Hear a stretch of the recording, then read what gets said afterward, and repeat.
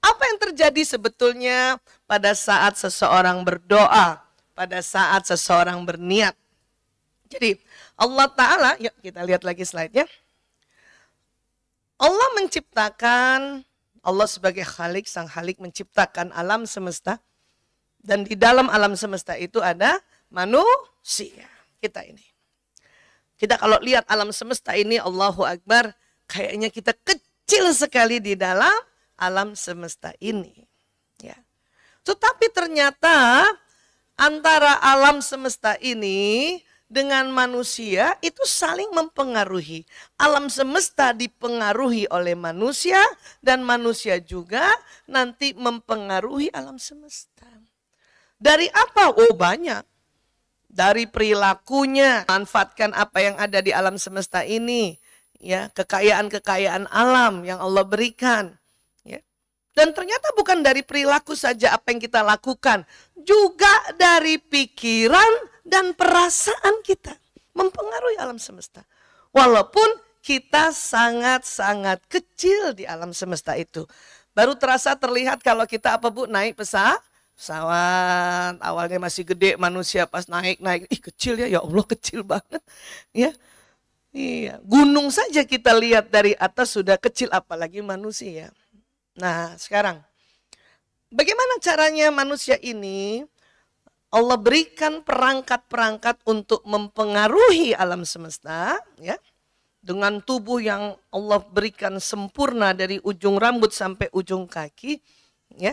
Ternyata tubuh ini diatur oleh dua organ, otak dan jantung. Apa Bu?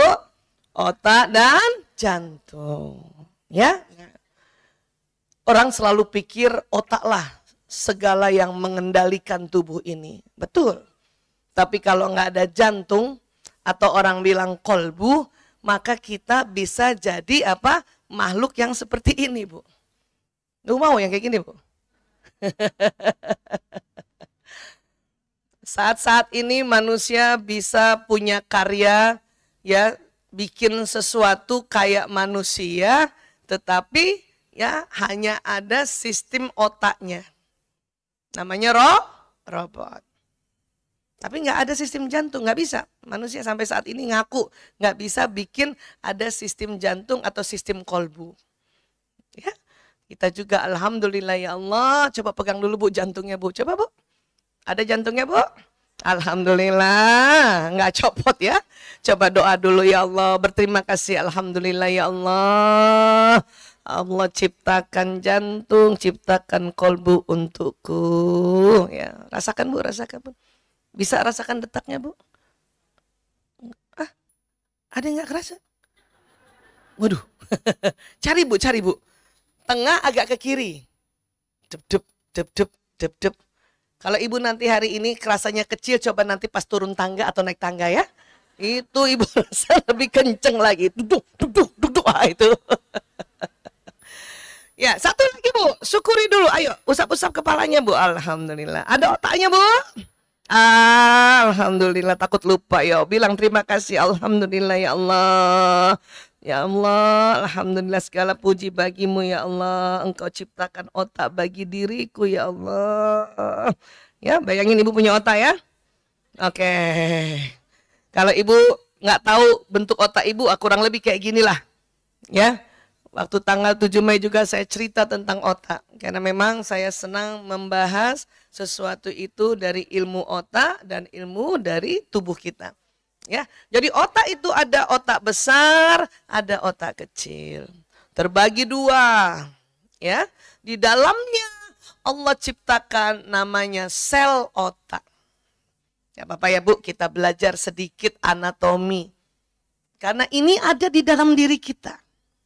Barang siapa yang semakin kenal dirinya, maka akan semakin mengenal Sang Maha Pencipta, semakin bersyukur. Ya. Jadi ibu biasanya kalau habis belajar sama-sama kita gini, pulang ke rumah ibu seperti sepertiga dokter. Ibu mulai belajar bahasa-bahasa kedokteran. Jadi nanti kalau suami tanya, Umi belajar apa? Ya, belajar tentang neuron. Apa itu? Sel otak. Nah, sel otak ini disebut neuron. Ibu punten, maaf, memang ada di dalam kesepakatan internasional, ya. Kita tidak bisa membahasa Indonesiakan nama-nama ini karena mereka lah yang memberi nama pertama. Dan ingat, ini ciptaan Allah ya. Ilmuwan tuh cuma beri nama aja. Cuman mereka teliti, ya. Nah, jadi sel otak itu disebutnya neuron. Jumlahnya 100 miliar. Allahu Akbar. Dan satu neuron kerjanya kayak satu komputer yang tercanggih di zamannya. Berarti ada berapa komputer di otak kita, Bu? 100 miliar. Allahu Akbar. Saya lahir tahun 60-an, tepatnya 68. Punya 100 miliar. Ya, Mbak Desi lahir tahun berapa? Kayaknya masih muda banget. 76. 76, udah mau hampir 80. Juga punya 100 miliar, tapi otak Mbak Desi lebih canggih dari saya. Saya nggak mau sendiri. Teman-teman, ibu-ibu yang lahir tahun 60-an mana? Saya cari teman, ada? Alhamdulillah, oh alhamdulillah masih banyak. Masih banyak tahun 60-an ya Bu. Rupanya belum langka. Kita punya 100 miliar Bu. Ya. Afwan, maaf. Ada yang lebih tua lagi yang tahun 50-an dan masih ikut taklim. Mana Bu? Luar biasa. Coba angkat Bu. Tahun 50-an masih hadir di sini. Alhamdulillah ya Allah Ibu. Yang 82 Ibu. 82. Dan Ibu duduk di mana? Ya Allah luar biasa. Ibu nanti ketemu saya. Iya. Saya minta doa sama Ibu.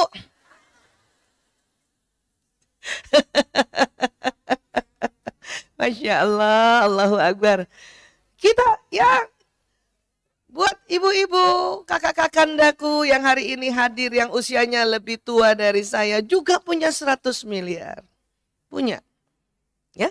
Memang otak kita ibu-ibu yang lahir 50-an, 60-an, memang tidak canggih, tapi tangguh. Masya Allah.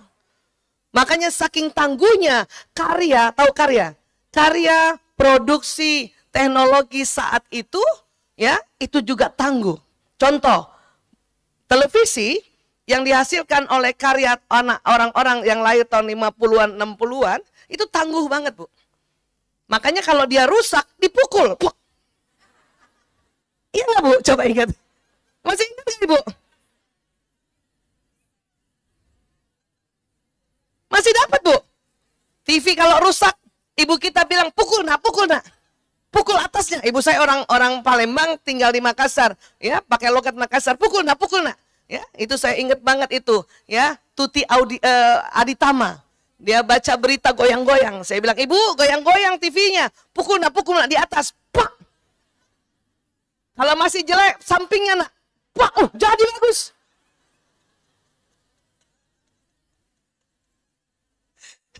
Ayo Bu, kita bernostalgia dulu, betul Bu? Makanya anak zaman dulu dipukul tetap jadi bagus. Karena otaknya tangguh. Sekarang mana boleh TV dipukul, Bu?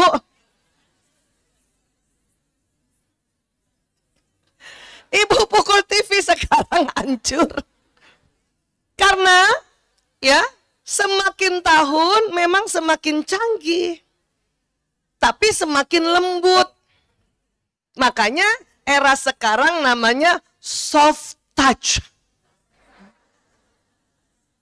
Selalu yang dulu itu, aduh, televisi rusak pakai 5 jari telapak tangan, pak. Sekarang cuman begini-gini saja. Saking soft touch. Maka juga generasi sekarang generasi lembut. Nggak bisa lagi kita pakai tangan, Bu. Ya. Itu karena apa? Memang Allah Ta'ala yang ciptakan otak semakin tahun semakin canggih. Apa canggihnya? Kecanggihannya adalah otaknya menyimpan banyak data-data memori untuk sekarang ini. Ya, itulah juga muncul teknologi informasinya cepat diakses. Semua berita cuman ya pakai googling aja bisa. Kita dulu kalau mau tahu berita apa yang terjadi, tunggu koran. Koran datangnya pagi sama sore. Makanya kalau ada kebakaran yang habis maghrib, baru tahu besok pagi. Iya nggak Bu? Telat kan? Baru panik, oh rumah saya, masalah kita pergi jauh gitu kan. Ya, ada juga TV, tunggu jam 9. Ya, dunia dalam berita. Itu pun kalau nggak menarik, nggak masuk di situ Bu. Ya, kita dulu mau tahu tentang kewanitaan, tunggu majalah sebulan sekali. Kartu, ibu langsung tahu Kartini. Femina, ya Allah. Dewi, zaman dulu ada Dewi ya Bu. Anak-anak kita juga mau tahu ya berita atau cerita-cerita, tunggu hari Kamis, majalah Bobo. Kuncung. Kuncung tuh hari apa? Senin kalau nggak salah ya. Karena seminggu sekali, makanya kita hafal tuh majalah. Seminggu sekali. Paling belakang Bona. Gajah kecil berbelalai panjang. Sama kucing siapa Bu? No, ketahuan umurnya yang tahu. Iya, makanya ya, karena memang otak kita berbeda, teknologi yang diciptakan juga beda Bu. Ya. Itulah Sayyidina Ali bin Abu Thalib radhiyallahu an mengatakan, didiklah anakmu sesuai zamannya, karena memang sel otak memang jumlahnya sama 100 miliar, tapi Allah ciptakan ya, ada perbedaan-perbedaan. Kenapa? Dipengaruhi oleh lingkungan, dipengaruhi oleh nutrisi, ya, dan dipengaruhi juga ya alam semesta pada saat-saat sekarang. Ya, maka kita diminta stop untuk melabel generasi baru dengan label yang jelek. Ya, stop untuk bilang mereka generasi mecin. Saya juga udah mulai mecin.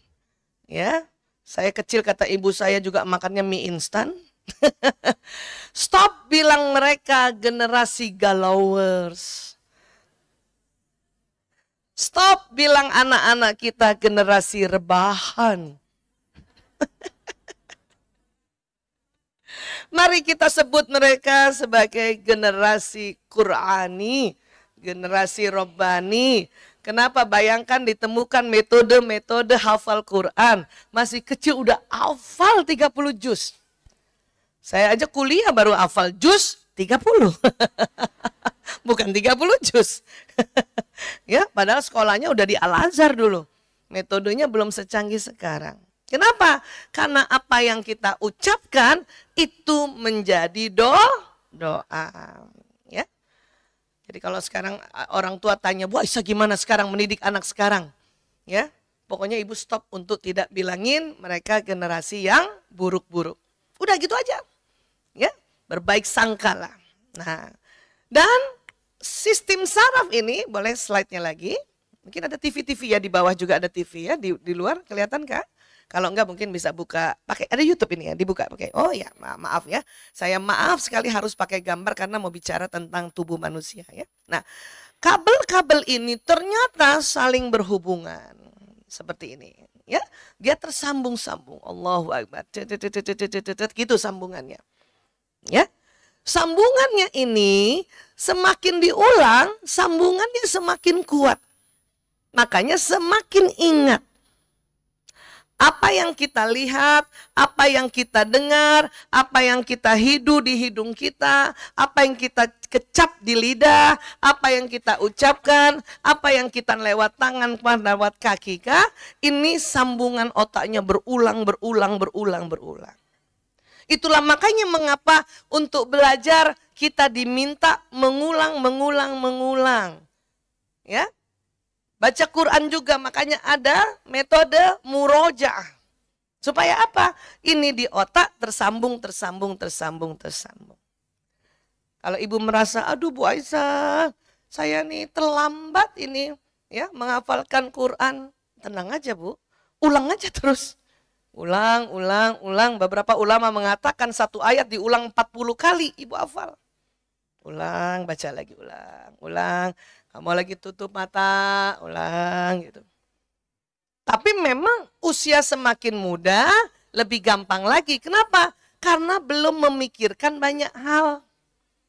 Belum mikir listrik. Udah masih muda kan, anak TK SD belum mikir listrik, belum memikirkan tanah, belum memikirkan PBB kan tuh. Makanya mengapa sekarang pada saat anak kita masih muda kah, cucu kita masih lebih muda, diminta untuk nomor 1 diperkenalkan dengan Al-Quranul Karim ini.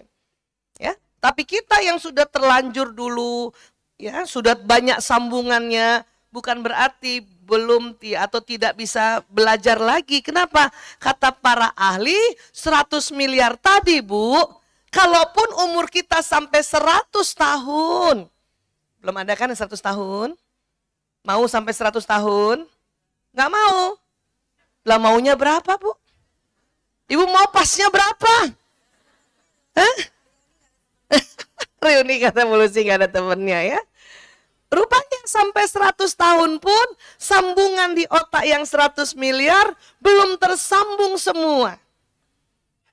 Ya, belum tersambung semua. Maka masih ada kemungkinan untuk selalu belajar. Ya, pelajaran sholat saja dari kecil kita sudah belajar.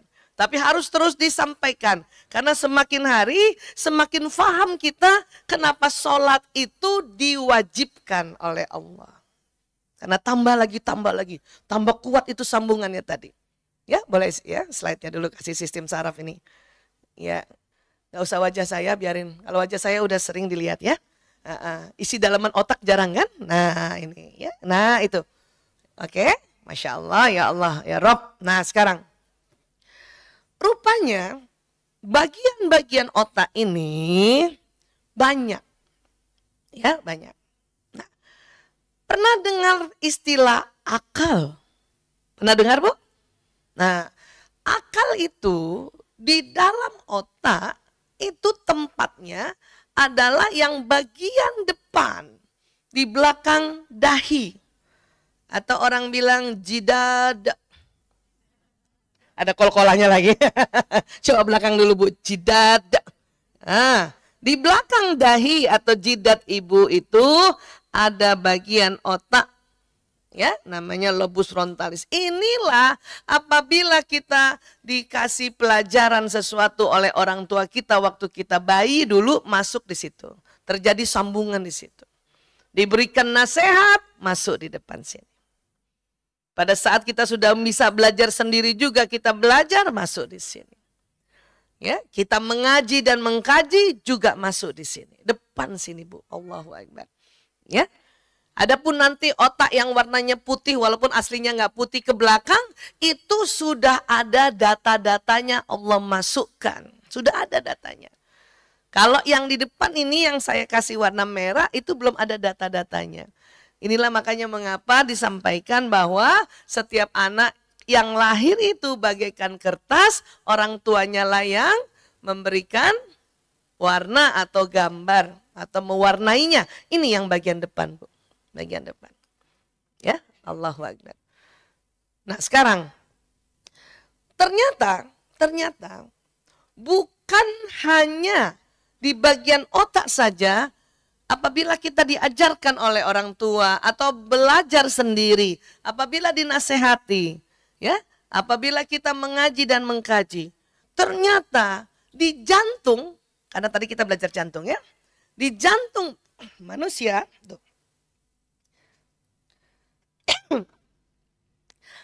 ada otaknya juga di bagian serambi kanan, ya. Saya bawa izin minum ya. Saking semangatnya nih. Bismillahirrahmanirrahim. Saya juga kalau cerita jantung tuh mau nangis. Jadi di jantung kita Ibu pernah belajar serambi kanan. Ya, serambi kanan. Itu ditemukan tahun 91 oleh dokter namanya J. Andre Armour dari Montreal, Kanada. Andre Armour menemukan bahwa jantung manusia siapa saja itu serambi kanannya ada sel otaknya juga, Bu. Cuman kalau di otak jumlahnya 100 miliar, di jantung 40.000. 40.000. Dan juga ini akan terjadi sambungan-sambungan. Sambungan-sambungan. Allah, sambungan. Terjadi sambungan. Ya. Apabila kita dinasehati. Ya. Tapi ada dua. Kalau dinasehati orang, kayaknya hanya lewat di otak saja, yang tersambung hanya di otak.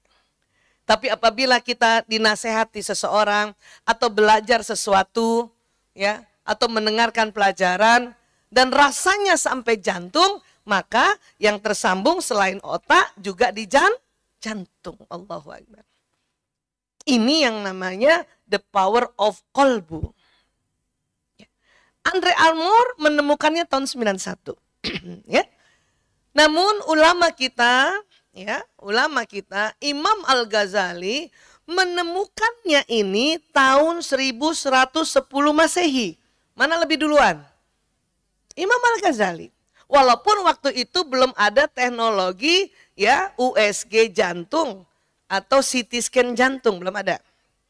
Hanya Imam Al-Ghazali Allah berikan hidayah, petunjuk mengatakan bahwa ya ada suara Tuhan di kolbu. Dan Imam Al-Ghazali ya belajar bahwa kolbu itu organnya jantung.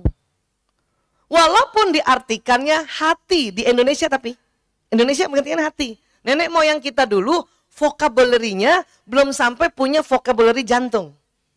Ya, baru hati. Tetapi kalau di dunia kesehatan, hati itu bukan yang di sini tapi yang di sini. Sini. Ya, hati. Ibu kalau deg-degan di mana? Pernah deg-degan di sini? Ya Allah, aku deg-degan. Terus ibu pegang sini. Mulus di sini ya, Bu. Di sini. Lambung di sini. Di bawah jantung lambung. Ya.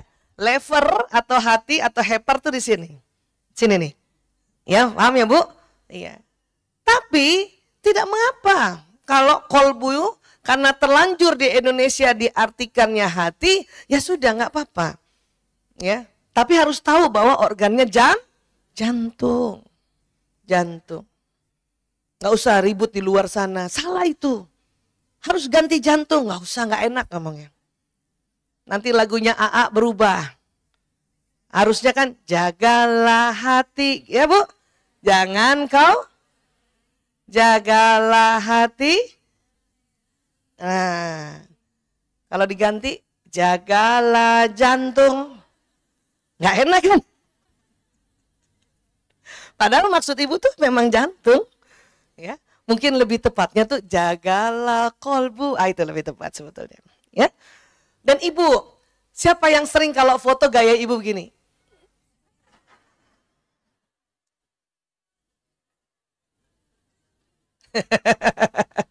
Terus ngomong apa ibu begini? Ibu, ini sebetulnya perlambangan jantung. Ini coba lihat ibu jantung tuh. Mana coba lagi slide-nya. Tuh. Yang jempol itu aorta, ya, yang telunjuk tuh arteri pulmonalis.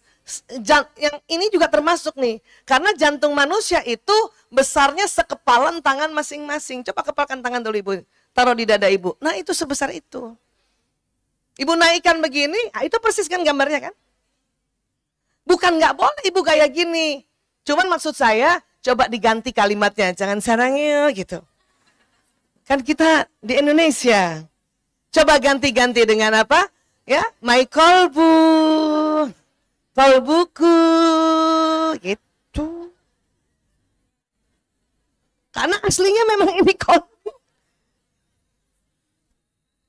Iya. Iya. Oke, paham ya Bu? Saya aja hampir aja di suatu pertemuan karena anak muda, aduh apa salamnya ya? Karena nanti dikasih salam, assalamualaikum, nggak semuanya Islam. Salam yang lain saya nggak boleh jawab, nggak boleh sebut, ya. Akhirnya salam apa? Annyeonghaseyo. Semuanya ngerti. Selamat pagi. Boleh ya? Sekarang ini Michael, supaya ibu ingat nih kolbu ibu di sini. Allahu Akbar. Nah, kembali. Jadi Imam Al-Ghazali mengatakan atas petunjuk Allah, karena para ulama ini apabila belajar selalu berdoa lagi mohon petunjuk Allah. Nah, yang luar biasanya, ya Allah memberi petunjuk pada Al-Ghazali bahwa ada suara Tuhan di titik kolbu. Kenapa? Karena yang 40.000 di serambi kanan itu besarnya kayak titik aja, Bu. Titik. Kan kita jantung segini. Coba ibu gini jantung. Serambi kanan cuma ada di sini nih. Ya. Nah 40.000 itu hanya bentuk titik saja di situ sebetulnya. Cuman kalau dilihat dia sambungannya ya sebanyak ini. Terus ya Imam Al-Ghazali mendapat petunjuk dari Allah Ta'ala bahwa ada suara Tuhan di situ.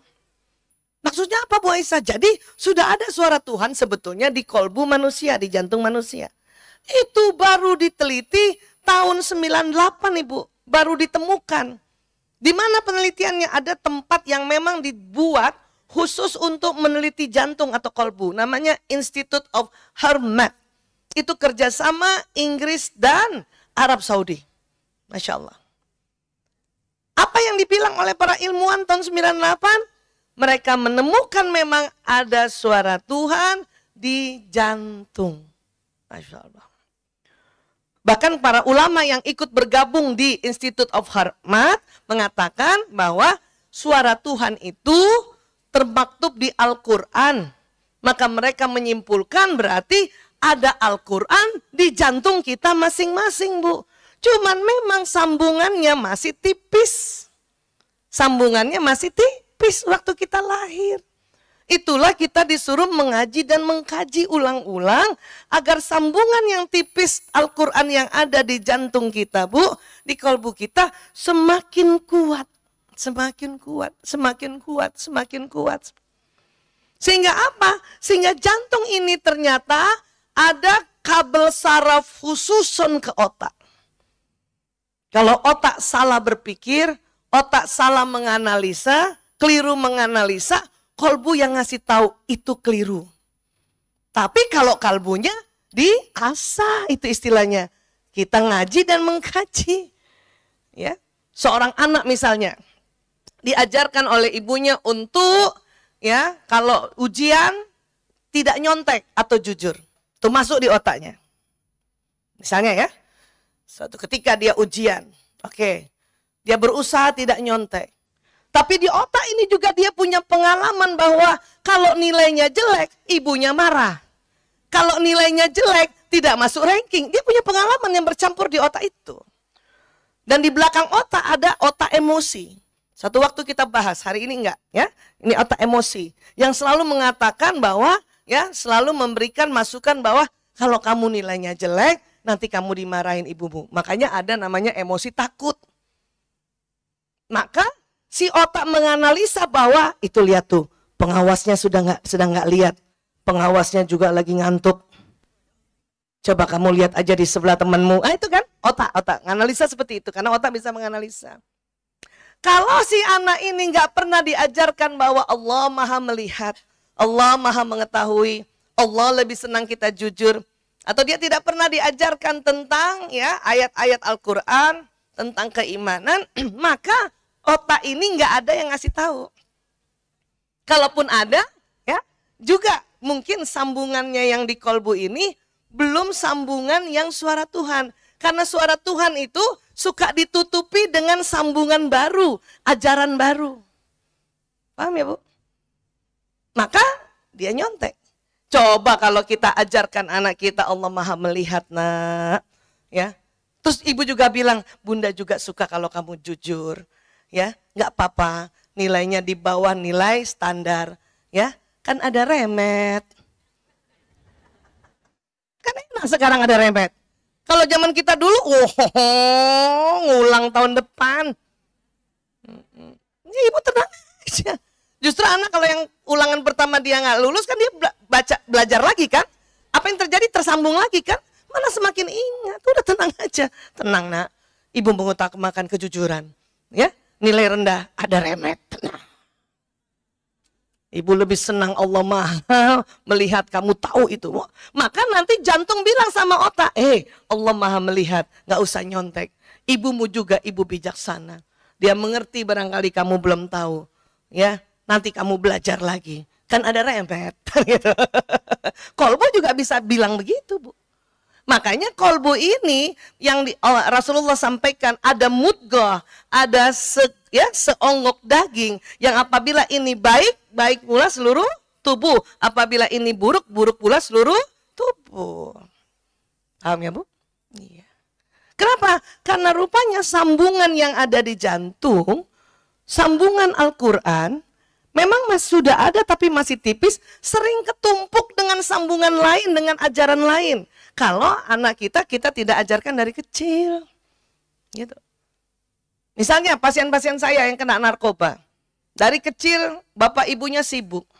Anak umur 3 tahun udah duduk-duduk di serambi depannya rumah bandar. Yang dia lihat transaksi narkoba. Karena dekat kedengaran juga omongannya. Maka masuk karena masih kecil, ya. Rekaman itu bukan hanya di otak, juga di jantung. Karena masih kecil. Anak masih kecil itu, ya, sambungan di jantung lebih cepat dibanding orang dewasa. Jadi kebayang nggak, Bu?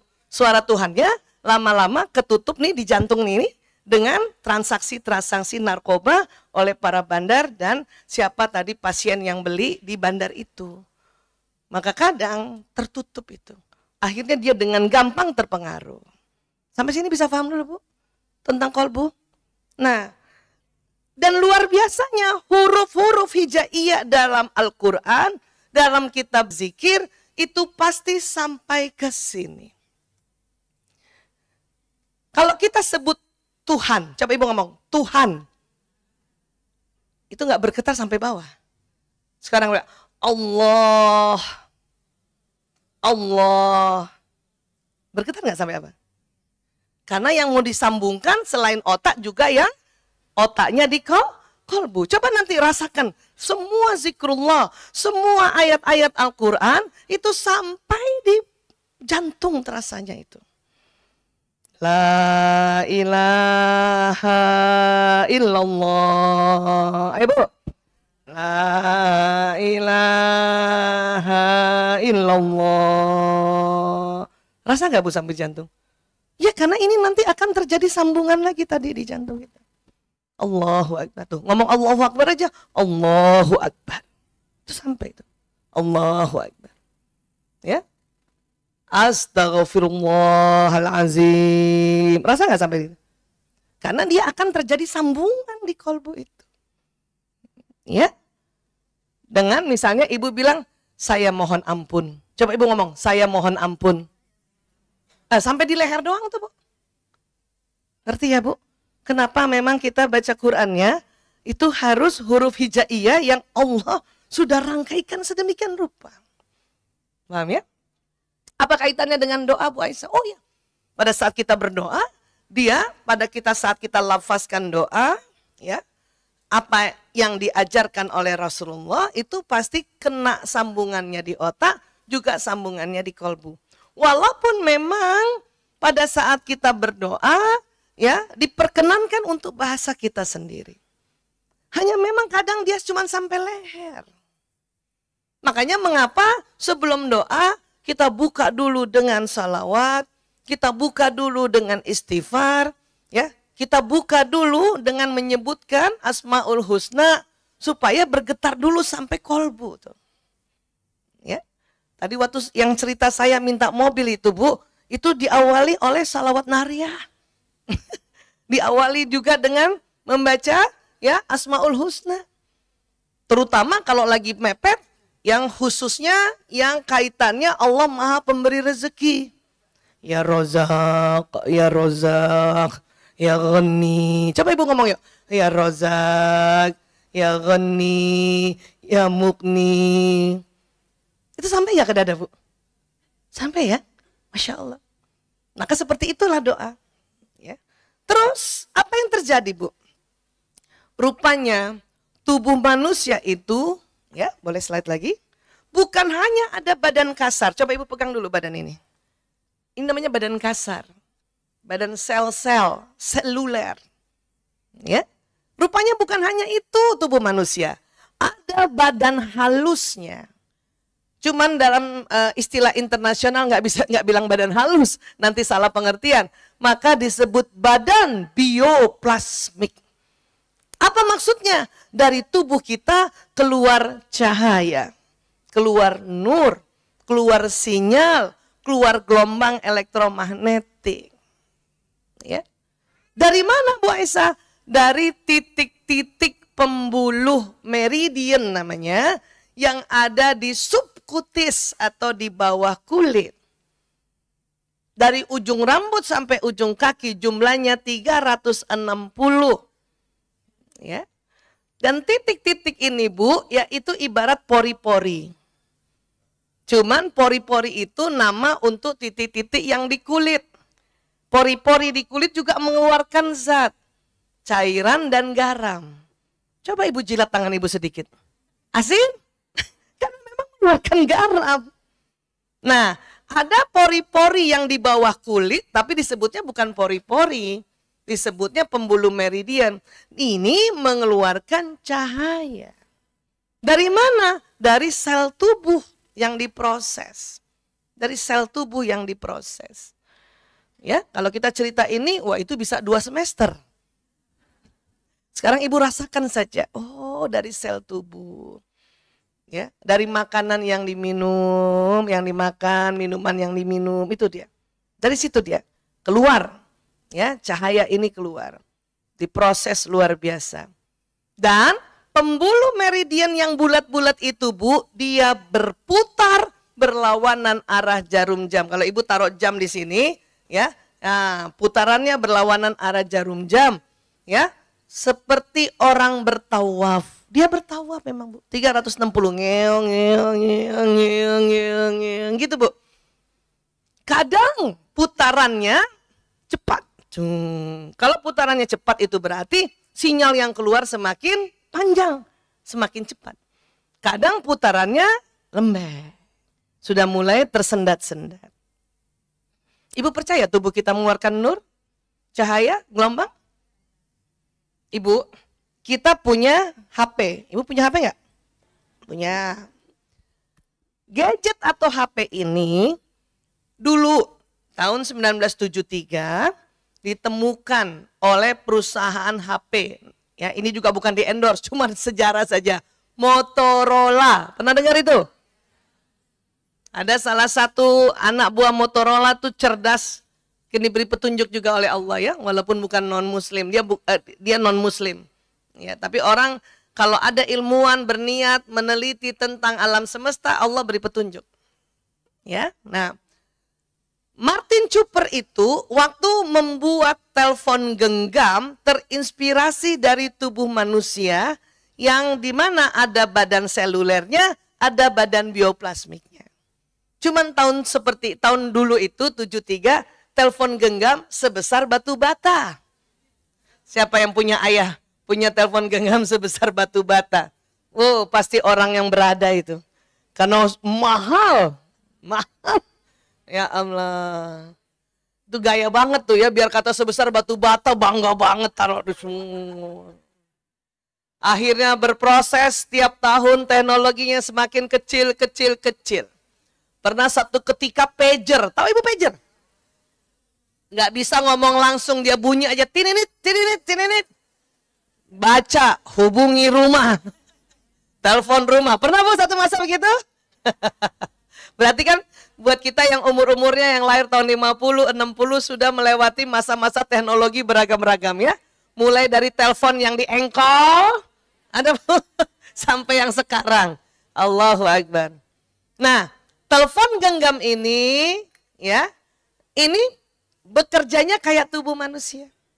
Cuman karena di sekolah kita hanya belajar badan seluler, badan kasar, tidak belajar badan bioplasmik, maka kita ya jarang tahu bahwa tubuh manusia adalah gadget alam semesta yang Allah ciptakan yang luar biasa.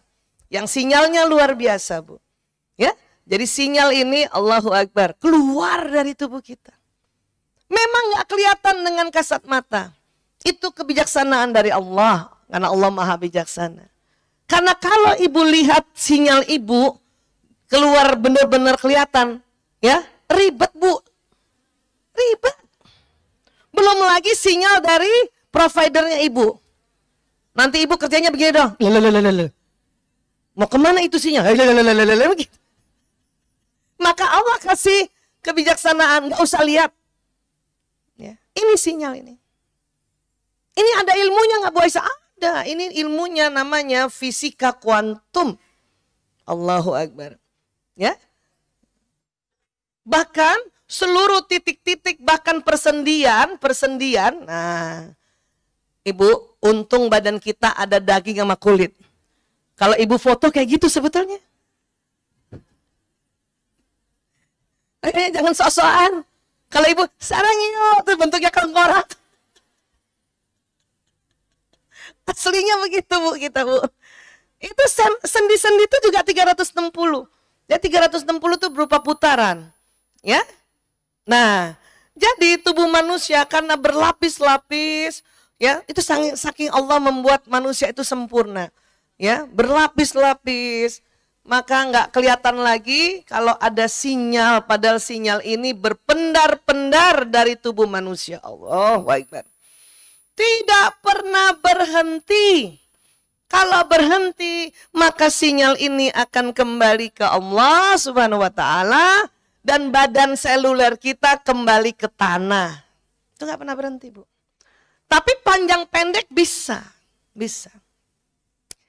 Bahkan sebetulnya sinyal gadget kalah dengan sinyal tubuh manusia. Ibu bangga-bangga punya HP 4G, 5G. Sinyal kita ya 4000G. Ibu bangga-bangga punya HP yang canggih, tapi ini masih kalah. Sinyal HP ibu belum bisa tembus alam barzah. Tapi sinyal manusia, ya boleh kasih sinyal lagi, itu tembus alam barzah, tembus alam rahim. Ya. Kenapa? Karena sinyal inilah yang akan membawa pesan doa, Ibu. Makanya tadi kenapa saya buka pertemuan kita dengan cerita-cerita unik, lucu ya tentang pengalaman saya. Maka pada saat saya doa, ya Allah, saya mohon ya Allah, bila Engkau beri rezeki ya Allah, saya punya laptop itu untuk berdakwah ya Allah. Allah kasih ya sinyal saya, Allah izinkan untuk menuju ke suami saya. Makanya dia tergerak. Ya, walaupun saya bukan minta pada beliau. Cuman rupanya sinyal ini bisa di-drive, tahu di-drive Bu, dikemudikan untuk seseorang, untuk sesuatu. Dengan cara apa? Sebut namanya dan bayangkan orangnya. Ya. Makanya setelah belajar kembali ini, mulai saat itu saya bukan hanya berdoa ya, hanya untuk misalnya beli sesuatu, tetapi memang saya tujukan pada suami saya. Ya Allah, saya kirimkan doa ini pada suamiku, Priyanto bin Sismadi. Kenapa harus pakai binnya Bu Aisyah? Karena kadang nama seseorang cuma satu, kayak nama suami saya cuma satu, Priyanto. Kalau saya bilang, ya Allah saya kirimkan doa ini untuk Priyanto, maka Priyanto seluruh Indonesia terkirim doa ini. Makanya harus pakai bin Sismadi. Barangkali ada dua nama Priyanto Sismadi, makanya kenapa Islam ajarkan sampai kakeknya lagi. Oh, saya kalau doa lengkap buat suami saya, Bu. Ya Allah, saya kirimkan doa ini untuk Priyanto bin Sismadi bin Parto di Mulyo. Nama kakeknya di bawah. Karena beliau orang Jawa ya. Iya. Kemudian saya bayangkan wajahnya. Kenapa seperti itu, Bu? Ya, nih Bu, perhatikan dulu. Sinyal ini keluar dari seluruh tubuh. Dahsyat. Dan yang paling dahsyat lagi keluar dari kolbu. Para ilmuwan mengatakan sinyal yang keluar dari jantung, dari kolbu 5.000 kali lebih kuat daripada dari otak dan dari seluruh tubuh. 5.000. Allahu Akbar. Ya. Ini. Dan salah satu fungsi dari kolbu, ya. Ibu, kalau saya bilang pikiran, Itu kira-kira kerjanya di mana? Pikiran. Di otak. Perasaan di mana? Kalbu atau jantung. Maka perasaan ternyata lebih kuat, lebih kencang sinyalnya dibanding pikiran. Dulu banyak ibu-ibu merasa terhina kalau ada orang bilang, kalau perempuan mah perasaannya doang yang lebih besar dibanding pikirannya. Sekarang ibu nggak boleh merasa terhina, Bu. Justru karena perasaan kita lebih besar, maka kalau ibu berdoa, wow, dahsyat. Masya Allah, perasaan ibu. Saya sekarang malah bangga kalau dibilang perempuan perasaannya lebih kencang dalam hati saya 5.000 kali. Maaf ya. Bukan berarti laki-laki nggak punya perasaan, tapi perempuan memang Allah buat kolbunya, kekuatannya itu lebih dibanding pikirannya. Ya. Maka hati-hati juga perasaan. Kenapa? Selain doa, ya, sinyal ini membroadcast niatan juga. Dan selain itu prasangka. Nah, ini hati-hati prasangka, Bu. Doa, insya Allah kalimatnya pasti baik. Betul, Bu? Niat, 90% baik. Karena ada orang juga 10% niat, misalnya menipu, niatnya udah jelek kan? Nah, kalau doa pasti baik, 100% insya Allah. Pasti positif. Niat 90% positif. Prasangka, ini 50-50, Bu. Maka mengapa ada namanya su'uzon dan husnuzon? 50-50. Banyak juga ibu-ibu tanya sama saya, kenapa sih Allah membuat prasangka buruk, ada su'uzon? Saya bilang, wallahu a'lam bishawab. Itu maunya Allah sebagai Sang Maha Pencipta. Tapi hikmahnya adalah, karena kita hanya bisa menemukan hikmah. Manusia hanya bisa menemukan hikmah. Ya, jawaban pasti hanya Allah Ta'ala yang tahu. Hikmahnya apa? Kalau ibu ketemu orang baru di jalan, kalau ibu nggak punya prasangka negatif, ibu bisa kena tipu. Ngerti, Bu? Jadi prasangka negatif itu adalah juga menolong kita sebagai alarm. Kalau ibu ketemu orang jahat di luar sana, ibu nggak tahu siapa. Tiba-tiba dia ngajak ibu bisnis, minta modal dari ibu, ternyata penipu. Itulah makanya ada prasangka negatif itu muncul. Ya, terereng, tunggu sebentar. Kok dia tiba-tiba ngajak saya bisnis? Tiba-tiba dia minta banyak uang jutaan. Ntar dulu. Siapa ini? Paham tentang ini, Bu? Jadi semua yang Allah ciptakan itu untuk kebaikan kita. Tapi, Bu, kalau sama orang yang ibu sudah kenal, apalagi orang dekat, suami kah, anak kah, orang tua, mertua, ipar, di sini ada tantangannya, challengingnya. Mungkin muncul prasangka negatif kita terhadap suami atau anak, tetapi Allah mau prasangka negatif itu tidak terus-menerus untuk orang dekat, Bu. Karena bahaya. Yang tadinya si orang, misalnya suami, ibu prasangka buruk sama suami, yang tadinya dia tidak mau berniat apa-apa, entah kenapa, jadinya dia lakukan sesuai prasangka ibu. Na'udzubillah min dzalik. Maka di sini pada saat kita punya prasangka negatif terhadap orang yang kita kenal, inilah Allah minta ya dirubah ke prasangka baik. Karena Allah sampaikan di hadis qudsi apa? Aku mengikuti prasangka hambaku. Pernahkah ibu suatu ketika nih sebelum belajar atau entah kenapa, jangan-jangan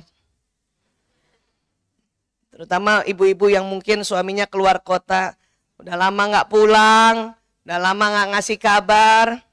Ada apakah? Jangan-jangan, jangan-jangan sih. Bu, kata jangan itu untuk otak artinya silahkan. Coba ya, ibu dengarkan saya. Jangan bayangkan warna-warna pelangi. Merah, jingga, kuning, hijau. Apa yang terjadi? Dia bilang jangan. Memang jangan artinya sila. Itu ilmu otak tuh. Nah kalau ibu bilang jangan-jangan, artinya dua kali. Jangan-jangan ada wanita lain yang memperhatikan dia. Silakan, silakan. Tetapi otak ini kadang begitu, Bu. Karena prasangka itu memang masih dua. Nggak apa-apa juga. Tapi segera ibu delete. Tahu delete, Bu? Hapus. Dengan apa? Istighfar. Astagfirullahaladzim. Astagfirullahaladzim. Kadang-kadang muncul perasaan atau pikiran begini gara-gara habis nonton sinetron. Sekarang jarang anak-anak main layangan, apalagi kejar layangan putus. Kita yang nonton sinetron layangan putus. Iya kan? Kan susah anak-anak mau main layangan, gak ada lapangan sekarang kan? Paham ya Bu? Maka astagfirullahaladzim, astagfirullahaladzim. Ibu suatu ketika misalnya anaknya disuruh pramuka, mau camping, musim hujan. Lagi naik mobil, bus. Apalagi kemarin ada berita bahwa ada bus kecelakaan. Banyak ibu-ibu dia udah nganter anaknya, nada, fi amanillah nak. Udah ngomong fi amanillah, masih juga otaknya, jangan-jangan jalan licin nanti kepleset. Kebayang gak kalau misalnya satu kelas 30 anak, 25 ibu mengatakan begitu, itu bahaya. Ya. Maka kalau ibu bilang fi amanillah, dalam perlindungan Allah, itu ibu udah bayangin baik semuanya. Kalaupun ada kepala ibu ini muncul hal-hal yang terkenal sekarang namanya insecure, overthinking, maka segera istighfar. Astagfirullahaladzim, astagfirullahaladzim, la haula wa la quwata illa billahil aliyul lazim. Supaya prasangka negatif bisa dirubah ke prasangka positif. Tapi jangan juga ibu minta selalu berprasangka positif, jangan juga. Karena prasangka negatif itu juga sebuah pertolongan. Itu alarm. Siapa tahu memang mau ada kecelakaan. Ibu pernah nggak lagi duduk-duduk, lagi nggak mikirin anak, tiba-tiba ibu terlintas ada mau kecelakaan. Itu bisa jadi ada anak kita yang memang sedang nunggu bus misalnya, dia mau kecelakaan, sinyal anak nyamber ke ibu. Kenapa? Karena sinyal ibu dan anak sama persis. Maka ibu kalau ada kayak gitu langsung astagfirullahaladzim, na'udzubillah min zalik. Paham ya Bu? Rubah. Kan banyak juga ibu-ibu udah bagus, dia mau tolak bala, tapi ngomongnya, ih amit-amit cabang bayi. Itu belum, tidak power kalimat itu Bu. Tidak power.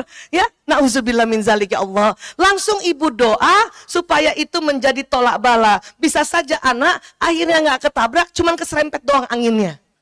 Itu karena doa ibu. Ya.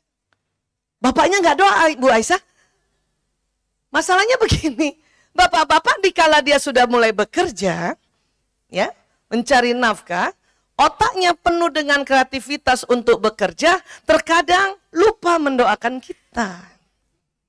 Makanya Allah bikin sinyal yang dengan anak itu miripnya ke ibu, Bu. Ke ibu. Itulah the power of doa ibu. Ya. Yang cilaka kita juga keasikan kerja lupa doa. Aduh, ya. Padahal sinyal untuk seorang laki-laki dikala dia safar, dikala dia keluar rumah lebih panjang sinyalnya, Bu. Lebih panjang. Itu sering dikasih cerita oleh Allah dalam Al-Qur'an tentang para ayah yang jauh dari anaknya. Salah satunya adalah kisah Nabi Ibrahim alaihissalam. Jauh dari Nabi Ismail. Tapi doa Nabi Ibrahim dalam perjalanan dari Mekah ke Palestina itulah yang membuat Mekah sampai sekarang seperti ini. Sinyal. Maka ibu kalau suami ibu pergi bekerja ingatkan saja. Ya, doakan ya Bu. Ya, Abi doakan Umi sama anak-anak ya. Insya Allah. Udah cukup kalau suami udah bilang insya Allah, udah ibu percaya aja. Jangan juga ibu ngotot, ntar lupa. Yang tadinya nggak lupa, ibu yang nuntun. Ntar lupa, ya iya ntar lupa lah. Kadang kita suka julid sih Bu. Iya ibu ya. Makanya perempuan ini suka julid. Ya sudah yakinkan saja. Ya nanti doakan saya ya. Itu. Insya Allah. Udah. Alhamdulillah. Kalau ibu sinyal yang kencang di mana coba Bu? Dalam ruangan. Itu makanya mengapa kita pada saat ibu di rumah, apalagi rumah sudahlah dalam ruangan, di dalam rumah Itu kencengin doa. Kenapa? Kenapa kita harus membayangkan atau menyebut namanya? Jadi begini Bu, waktu itu mungkin saya sudah pernah cerita. Otak terbagi dua, otak kanan dan kiri. Otak kanan mengatur tubuh yang kiri. Sistem saraf ini Bu, itu kayak kabel listrik. Kalau kanan memerintahkan sesuatu, itu jalan ke tubuh yang kiri. Coba gerakan tangan kiri Ibu gini-gini. Nah itu yang atur otak kanan Ibu tuh Bu. Kaki kiri boleh nggak bisa digerak-gerakin gitu. Nah itu yang atur kanan Ibu. Mata kiri Ibu bisa kedip kan? Apaan tuh gitu. Itu yang atur kanan. Kebalikannya, bagian tubuh yang kanan yang atur kiri. Coba gerakan tangan kanan Bu. Ah ini yang atur kiri Bu. Senyum sebelah doang bisa nggak Bu? Walaupun jelek. Sebelah kanan ini yang atur kiri. Kaki kanan bisa gerakan Bu. Masya Allah. Sekarang gerakan dua-duanya. Cakep banget. Kameramen, foto. Kapan lagi taklim kayak gini? Ya. Kalau dua-duanya kita gerakkan berarti yang bekerja otak kiri kanan. Masya Allah. Makanya Ibu kalau ketemu teman-teman gembira kan gitu kan?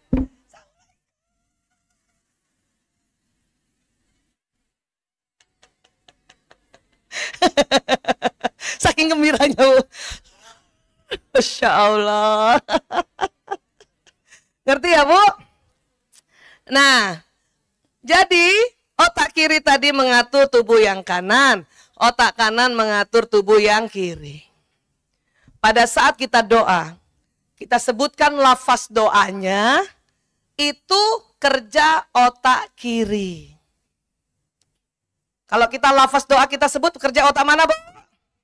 Ya, pegang dulu otak kirinya Bu. Jalan pesannya ke sistem saraf tubuh yang kanan. Gerak gitu. Dari kiri ke kanan gini. Nah itu. Nanti apa yang kita ucapkan didorong oleh sinyal yang kanan. Tapi kiri belum. Itulah mengapa kita pada saat berdoakah, berniatkah, harus membayangkan. Kenapa? Karena salah satu kerja otak kanan membayangkan. Ibu bisa membayangkan wajah suami masing-masing? Nggak terganti-ganti gitu nggak? Alhamdulillah. Ganti-ganti. Takut gitu Bu. Bu Aisyah, suami saya udah meninggal. Sinyal kita kan kalah gadget, bisa nembus alam barzah. Pada saat kita doakan pasangan hidup yang sudah meninggal, orang tua sudah meninggal, ilar ruh, ya kan Bu? Sebut namanya kan, itu baru kiri. Jalan ke tubuh yang kanan, sinyalnya yang dorong kanan. Tapi harus bayangkan. Kalau ibu nggak bisa membayangkan, ya salah satu kerja otak kanan juga adalah lihat gambar atau lihat foto. Lihat foto. Punya foto suami di HP ibu? Ada. Yang foto sendiri Bu. Tampak depan, tampak kanan, tampak kiri ada? Kayaknya belum ada kalau kayak gitu ya. Mulai nanti malam bikin. Bikin ya Bu. Kalau ibu mau mencoba belajar membayangkan pakai otak kanan, ya, lihat suami, lihat muka suami baik-baik. Simpan di otak kanan ibu.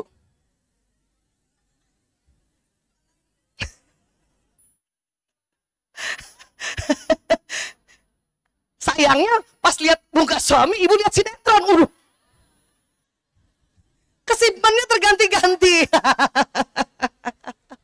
Jadi otak kanan pesannya jalan ke tubuh yang mana? Kiri. Dan jantung itu Bu, posisinya itu ada di kiri. Kita tahu tadi bahwa ya jantung getarannya lebih kuat berapa kali? 5.000 kali. Maka kalau kita berdoa atau berniat, ya hanya lewat lafaz saja, itu baru sebelah powernya. baru sebelah. Itulah makanya mengapa tadi saya cerita, saya minta ya anak buah saya cari leaflet Athos. Supaya tadi untuk masuk di kepala saya. Ya. Itu aja yang datang penter. Gimana kalau nggak ngebayangin ya, Masya Allah. Paham ya Bu? Ngerti ya Bu? Kenapa harus dibayangkan? Ya, Rasulullah juga dalam sebuah hadisnya mengatakan, beribadahlah engkau seolah-olah engkau melihat Tuhanmu. Nah, seolah-olah itu kerja otak kanan Bu. Sampai sini bisa paham kenapa harus membayangkan? Kalau ibu tidak bisa membayangkan, ya lihat saja. Lihat gambar, lihat fotonya. Paham ya Bu? Makanya perlu kalau ada foto di sini, foto anak atau apa, ibu pas lagi dimanapun, di kendaraan, bukalah foto anak. Ibu doakan ya Allah. Ya, buka dulu dengan salawat. Allahumma sholli wa sallim ala sayyidina Muhammad. Ya Allah, saya kirimkan doa ini untuk anak pertamaku ya Allah. Sebut namanya lengkap. Sambil lihat fotonya. Al-Fatihah. Maka sinyal ibu ini akan mengarah ke orang yang kita doakan. Allahu Akbar. Bu Aisyah, bisa nggak ke benda? Bisa. Ibu mungkin ada rumah warisan dari orang tua yang harus dilepas atau dijual untuk segera dibagi warisan secara Islam agar orang tua tenang, ya. Ibu bersaudara juga tenang. Ibu bayangkan di rumah itu. Ya Allah, dengan izin. Tentu tadi udah salawat dulu ya. Salawat, istighfar, ya. Sebut Asmaul Husna, itu harus didahului oleh itu. Supaya sinyal ini panjang. Ya, ya Allah, apabila dengan izinmu ya Allah, rumah orang tua kami. Sebut namanya di jalan yang mana yang ibu mau jual. Ya, dalam waktu dekat ini ya Allah, ada yang membelinya agar kami harus sebut juga. Kenapa? Untuk apa? Kami membagi warisan sesuai perintahmu ya Allah. Agar orang tua kami di alam barzah tenang dan kami bersaudara juga tenang. Ya, itu insya Allah itu. Dalam waktu dekat ada jalan keluarnya itu. Ya, karena sinyal ini bisa untuk kemana saja. Paham tentang ini Ibu sinyal? Apalagi kalau ibu doanya pakai perasaan. Makin kenceng. Dan perempuan kuat sekali perasaannya. Allahu Akbar.